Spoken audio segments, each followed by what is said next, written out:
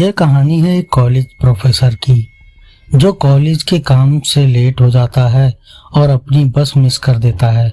दूसरी बस पकड़ता है और उस बस में सफर करना उसकी जिंदगी का आखिरी सफर बन जाता है। आगे उसके साथ जो होता है वह जानकर आपका दिल दहल जाएगा, आपका डर और रोमांच कई गुना बढ़ जाएगा। तो चलिए कहानी की ओर। रात के करीब 10 बज चुके थे। बस स्टैंड लगभग वीरान था। चारों ओर पीली रोशनी वाले बल्ब टिमटिमा रहे थे। ठंडी हवा के झोंके खाली कुर्सियों से टकराकर अजीब सी सीटी जैसी आवाज निकाल रहे थे। रोहन एक कॉलेज प्रोफेसर था। देर तक पेपर चेक करने के बाद अब घर लौट रहा था। वो हमेशा 9 बजे वाली बस पकड़कर घर जाता था, पर आज देर हो चुकी थी।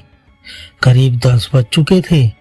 उसी वक्त उसने देखा दूर धुंध के बीच से एक लाल रंग की पुरानी बस आती दिखी। उस पर लिखा था रूट नंबर 13 रामगढ़। यह देखकर अब रोहन ने राहत की सांस ली और बस में चढ़ गया। बस लगभग भरी हुई थी, लेकिन माहौल अजीब सा था।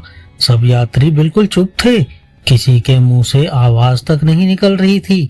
ना कोई खिड़की से बाहर देख रहा था और ना ही किसी ने मोबाइल निकाल रखा था। रोहन थोड़ा झेपते हुए एक सीट पर जाकर बैठ गया। बगल में बैठे बूढ़े आदमी ने बस की खिड़की से बाहर देखा और बोला, पहली बार इस रूट पर जा रहे हो? रोहन मुस्कुराते हुए बोला, नहीं, यह बस पहली बार पकड़ रहा हूँ। लेकिन आप कैसे पहचान गए? बूढ़ा धीमे स्वर में बोला, जो पहली बार इस बस में चढ़ता है उसके चेहरे पर थोड़ी घबराहट और थोड़ा डर साफ दिखता है। रोहन ने हल्की हंसी में बात टाल दी।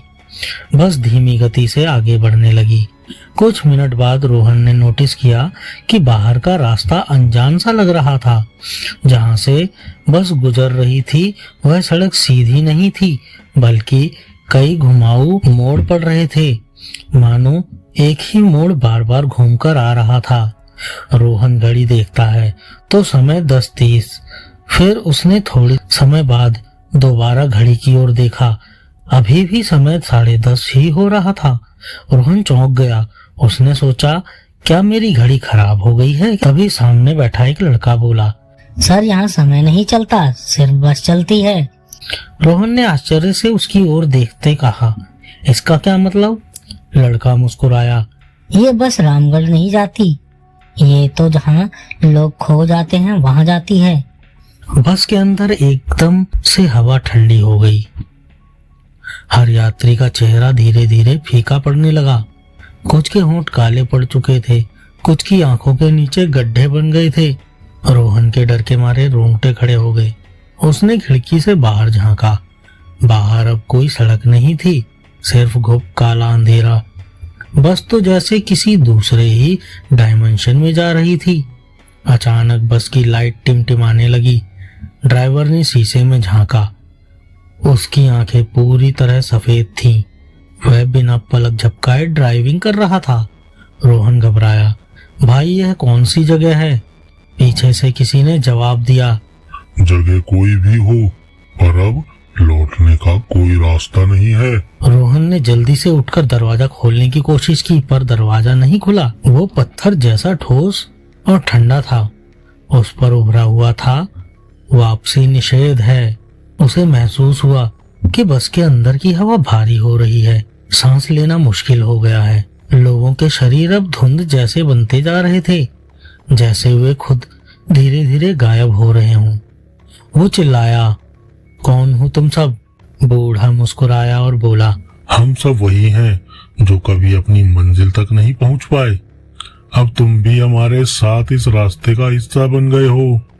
रोहन ने डरकर पीछे देखा तो अब शीशे में उसका खुद का चेहरा दिखा, पर उसका चेहरा अब वैसा नहीं था।